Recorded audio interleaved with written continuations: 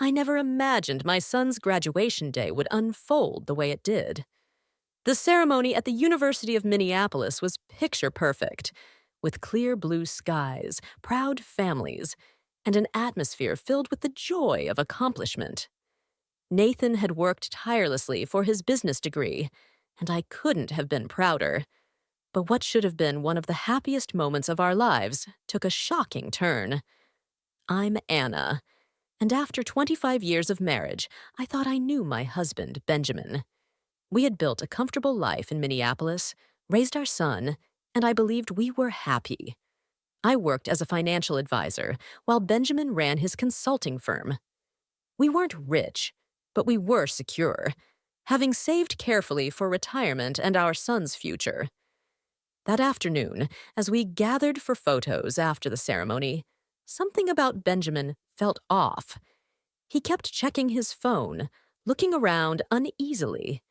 His assistant, Rebecca, was there too, ostensibly helping to coordinate the celebration dinner, but her presence felt strange. She was young, probably in her early 30s, and had been working for Benjamin for the past 2 years.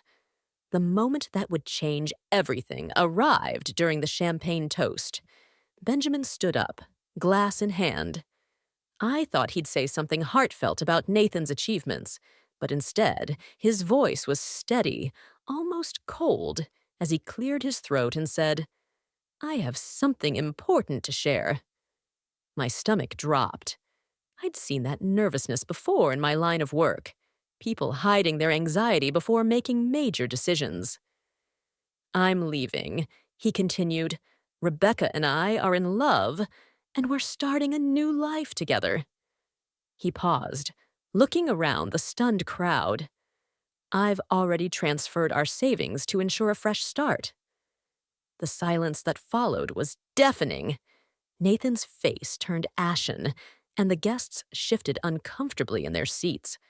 Rebecca stood beside him, a smug grin on her face as her hand rested possessively on Benjamin's arm. But rather than feeling the shock I knew Benjamin had expected, I felt an eerie calm. Maybe it was because I had already seen this coming, or perhaps because I had been preparing for exactly this moment. 3 months earlier, I had noticed the first red flag. While reviewing our joint accounts, I spotted unusual transfers and expensive hotel charges. As a financial advisor, I know how to spot irregularities, and these weren't just random splurges. They followed a clear pattern, always on nights when Benjamin claimed to be working late. The Marquette Hotel in downtown Minneapolis kept showing up, just 2 blocks from his office, always on Wednesday nights and always the same suite. Instead of confronting him right away, I started investigating. Patience is key in my line of work, and I tracked every transaction, every receipt. The evidence accumulated: dinner reservations at high-end restaurants, jewelry purchases from Tiffany's, and first-class plane tickets to Caribbean vacations I knew nothing about. Then came the offshore account transfers. Benjamin thought he was being clever, hiding money in a Cayman Islands account. But he forgot one crucial detail. I had been handling our taxes for the past 15 years. I knew every legitimate account, every investment, and every penny we'd saved together. These new transactions stuck out like neon signs. The final confirmation came from my friend Laura in HR at Benjamin's firm. She called one afternoon in March, her voice tentative. "Anna, I think there's something you should know," she said. "Rebecca just filed for a transfer to your husband's new satellite office in Bermuda." That was when I knew. Benjamin wasn't just having an affair. He was planning an escape. The hidden money, the secret accounts, the planned announcement at Nathan's graduation all pointed to the same conclusion. He thought he had orchestrated the perfect exit. What he didn't know was that I had already contacted my lawyer, Patricia. We had spent weeks preparing, filing the divorce petition, freezing our assets, collecting proof of his affair, and documenting every suspicious transaction. I reached into my purse, feeling the weight of the envelope I'd prepared. As Benjamin finished his announcement, he was still basking in his imagined triumph. He had no idea what was coming next. After he spoke, Rebecca had the audacity to wave a first-class ticket in front of everyone. "Our flight to Bermuda leaves tonight," she declared, gloating. "We've already found the perfect beachfront property, thanks to your savings." The room erupted in stunned whispers. I could see Nathan's hands trembling with anger. Our friends and family were unsure whether to stay or leave, caught between discomfort and anticipation. Benjamin turned to me, a look of triumph mixed with pity on his face. "I've left you enough for a few months of expenses," he said magnanimously. "I think that's more than fair." I interrupted him. "Considering that I helped build your consulting firm from scratch? That I managed our finances while you focused on your career?" I let the silence linger before adding, "Or considering that I've known about your plan for months?" Benjamin's smile faltered. Rebecca's grip on his arm tightened. "What do you mean, you've known?" she demanded, her confident demeanor cracking. I pulled the envelope from my purse. "For someone who prides himself on attention to detail, you should have been more careful with your email password." "Your birthday, Benjamin?" Not very original. His face drained of color. He was mentally scrambling, trying to recall what I might have discovered. "Your plan was clever," I continued, standing to face him directly. "Setting up the Bermuda account, planning this announcement for Nathan's graduation. But you forgot one thing." "What's that?" he asked, his voice tight with fear. "I don't just manage our finances. I do this for a living," I said, savoring his widening eyes. "Did you really think I wouldn't notice the transfers, the hotel charges, the secret account in the Cayman Islands?" I smiled. "Or maybe you thought Laura in HR wouldn't tell me about Rebecca's transfer request?" Benjamin's hands were visibly shaking now. Rebecca had stepped back, her triumphant smile replaced by uncertainty. I held out the envelope. "Before you leave for your new life, you might want to take a look at this. Consider it my graduation gift to you both." As Benjamin opened the envelope with trembling fingers, I felt a quiet satisfaction. All the evidence I had gathered was about to be laid bare. He pulled out the stack of papers, his eyes widening as he read the first page. The divorce petition, already filed and stamped. It mocked his carefully laid plans. "What the hell is this?" he stammered. I took another sip of champagne. "Just some light reading before your romantic getaway," I said sweetly. "You might want to pay special attention to page 3. Rebecca peered over his shoulder, her hand tightening on his arm as she read the bank statements. The joint accounts balance, 0. Every penny had been legally transferred to an account solely in my name. "You can't do this," Benjamin sputtered, his face turning crimson. "That's our money." I raised an eyebrow. "You mean the money you were planning to steal? The money you've been siphoning into offshore accounts?" I gestured to the next set of documents. "Speaking of which, the IRS is very interested in your creative accounting methods." Benjamin's face drained of color as he flipped through the papers. Hotel receipts, restaurant bills, emails detailing his affair with Rebecca, and their plans for the very announcement he had just made. Each page was another nail in the coffin of his escape plan. Nathan stood beside me, his graduation gown rustling as he moved closer. "Dad," he said, his voice thick with emotion, "you were really going to do this today, of all days?" Benjamin couldn't even look him in the eye. He continued to shuffle through the papers, his hands shaking violently until he reached the court order, freezing his assets. I smiled. "Everything's frozen. Your personal accounts, your business accounts, Even that lovely little nest egg you thought you'd hidden in the Cayman Islands. Rebecca's smile had disappeared completely. Babe, what's happening? What does she mean everything's frozen? I turned to her, my voice dripping with mock sympathy.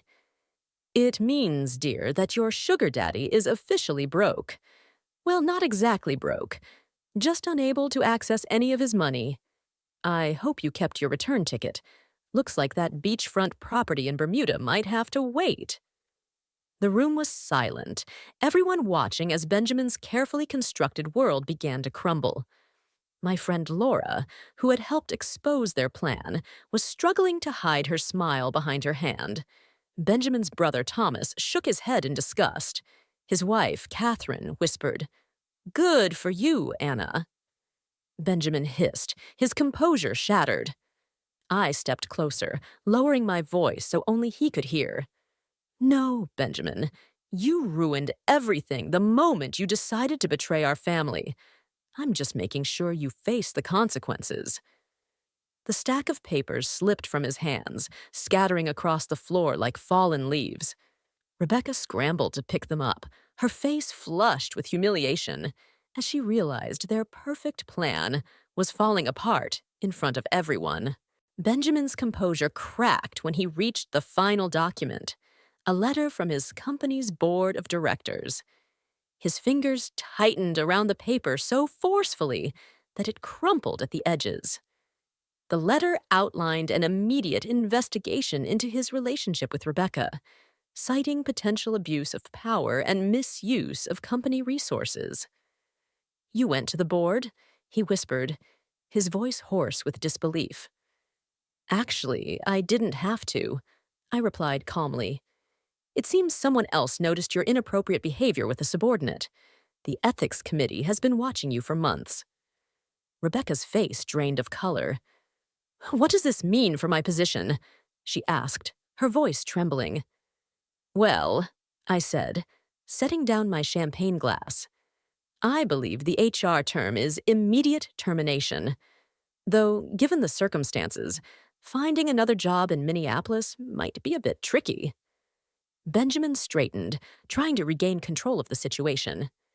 "This is ridiculous. I built that company from the ground up. They can't just—" "They can," I interrupted. "And they have. The board's very concerned about potential lawsuits. Apparently, you're not the first executive to think he could use his position to pursue younger employees." Nathan stepped forward, his graduation cap now in his hands. "I can't believe you did this, Dad. To Mom. To our family. To everything we've built." "Son, you don't understand," Benjamin pleaded, reaching for Nathan's arm. Nathan jerked it away. "Don't try to justify this. You were going to steal Mom's savings and run away with your assistant on my graduation day." Rebecca, now trying to gather herself, attempted to salvage whatever she could. "Benjamin, they can't prove anything about us. We can fight this." I laughed, the sound sharp and clear in the tense silence. "The email thread where you both planned this entire scheme. Today's announcement included the hotel receipts, the witness statements from your co-workers. I think they can prove quite a bit." Several guests had quietly slipped away, but many remained, watching with a mix of shock and fascination. Benjamin's brother, Thomas, approached, placing a supportive hand on Nathan's shoulder. "How long, Benjamin?" he asked, his voice heavy with disappointment. "How long have you been planning to abandon your family?" Benjamin's silence spoke volumes. Rebecca, however, answered instead, her voice defensive and angry. "We've been in love for 18 months. We shouldn't have to hide it." 18 months, I mused, tapping my chin thoughtfully. "Interesting. That's exactly how long I've been documenting everything. Every transaction, every meeting, every little lie. I had a feeling it might come in handy someday." The realization hit Benjamin like a freight train. While he had been meticulously planning his escape, I had been 2 steps ahead, quietly building an airtight case against him. His perfect plan, his dream of a new life with Rebecca, and his hidden money, all of it was slipping away. Anna, be reasonable, Benjamin said desperately, his voice lowering to the persuasive tone he had used countless times in business negotiations. We can work something out. Split everything 50-50. Keep this civil. 50-50? I echoed, amusement in my voice. What exactly? The money you tried to hide?